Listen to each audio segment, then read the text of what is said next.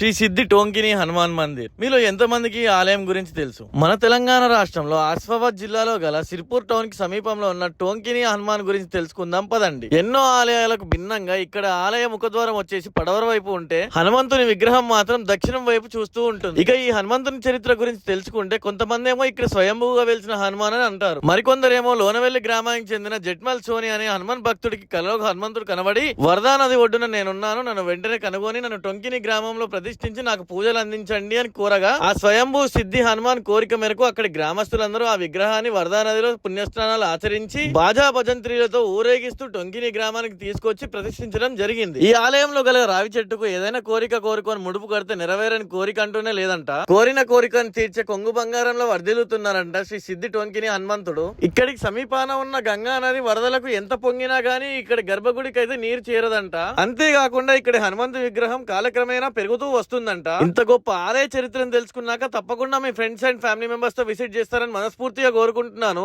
తప్పకుండా మీ friends and family members కి ఈ రీల్ షేర్ చేయండి. కామెంట్ లో జై హనుమాన్ అని టైప్ చేయండి.